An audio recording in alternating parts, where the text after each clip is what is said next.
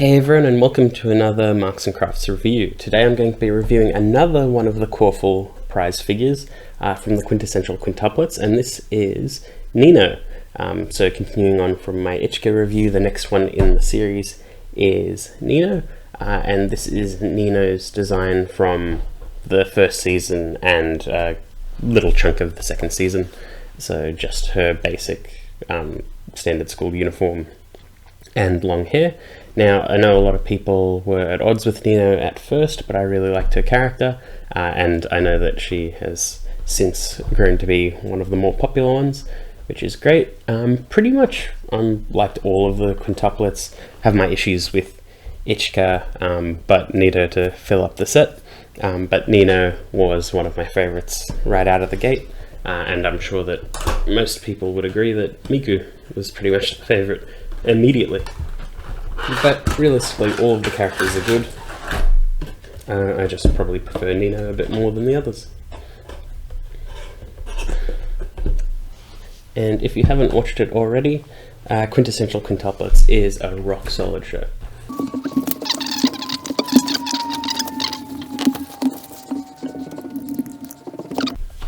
I have spoken before about prize figures with issues, and this is one of them. So you can see the pegs on her feet are shaped a certain way, and the pegs on the base are shaped a certain way, but when you try and line them up correctly, they are way off. And now the way around this is to very carefully bend one of the legs into place, or to sort of play around with how it's meant to fit in, because I think that this shape here might have been attached at the wrong angle, because she's sort of meant to stand, let's see on the box, she's meant to stand like that, but I don't think I can make that happen, at least not easily. So basically what we need to do is shave this down to size, and you can do that with a box cutting knife like this, or a hobby knife like this. You just gotta be careful because these are sharp, or you can sand it down with like any sort of sandpaper, sanding stick, stuff like that.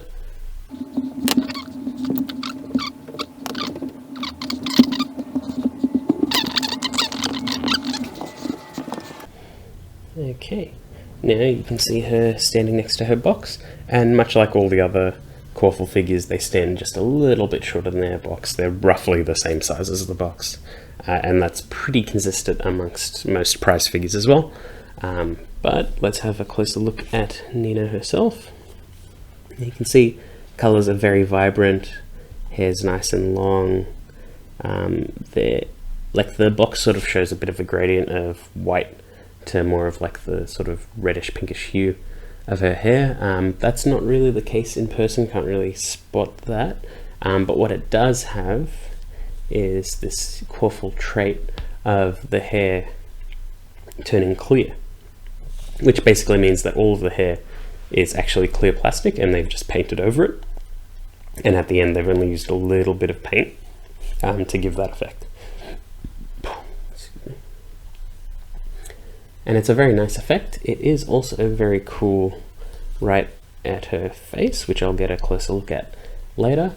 But you can see she looks very nice, and even though these are quintuplets and they all are meant to have the exact same body type, Nino is quite a bit more developed than the Ichika figure. I don't know if that's more that is just a consequence of Ichika's pose, but Nino's body proportions are definitely on full display in this figure.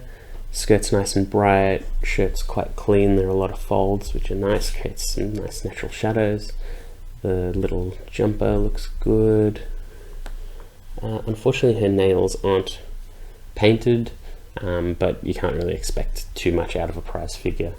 But it's just a bit of a shame because it's a bit of Nino's defining traits, that she's a bit fashionable, so she'd have colourful nails.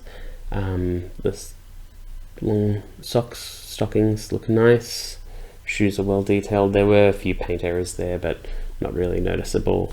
The base looks good.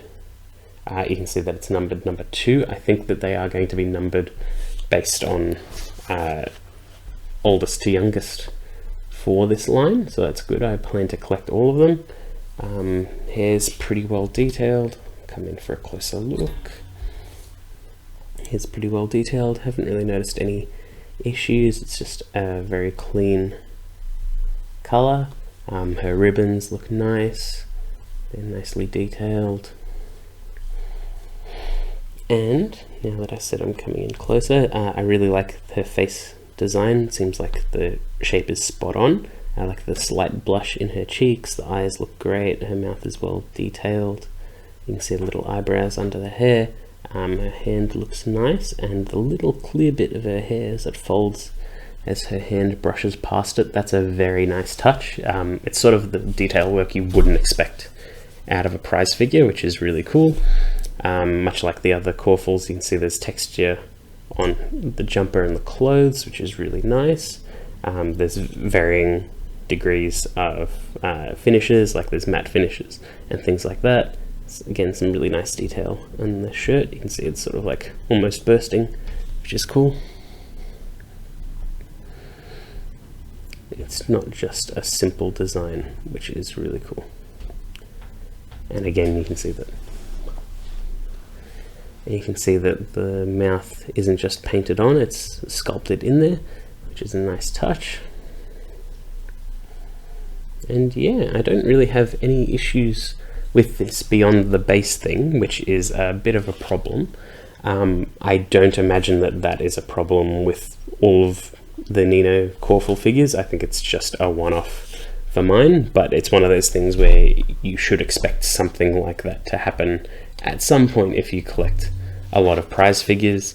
Has happened in the past with me several times, but never like the same figure, even though I don't buy the same figure multiple times, but it's never been a consistent issue that I've heard of with a lot of figures. It's just some things happen during manufacturing. And yeah, that's pretty much it. That's out of all the issues, and that's the only issue that I have, which is the base thing. That's pretty good because that is just completely a manufacturing issue.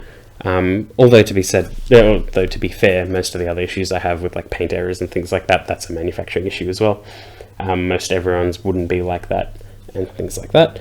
But generally, if that's the only complaint I have and it's not of the figure itself, that's pretty great. Like the dynamic pose, slightly dynamic pose, it's nice. It'll fit nicely with the rest of the sisters. They are doing a new Ichika further down the line, which leads me to believe that they're going to be doing new designs for all of the quintuplets, which also leads me to believe that they'll do Nino's second season design. So that'll be interesting. It also scares me a little because I think I said it in the Ichika one, that I'm the type of collector that likes to collect a full set, and unfortunately with the quintuplets I need to buy all 5. So basically if I'm collecting this set and another set, that's 10 figures. I know that there's another set that I'm looking at as well, so it's 15, and there's another one that I've got my eye on, so it's going to be 20. So they're going to add up very quickly. It's going to be an entire shrine of quintuplets, even though I really like the show, but don't know if I like it 20 figures. But generally, good figure, good style, only one complaint, and even then I think that that's pretty minor in the grand scheme of things. But once I get all of the figures together, I'll set them all up and you'll see how they look, and I'll probably make a big compilation video of just all these reviews back to back. So yeah, I hope you enjoyed that video, and I'll see you all next time.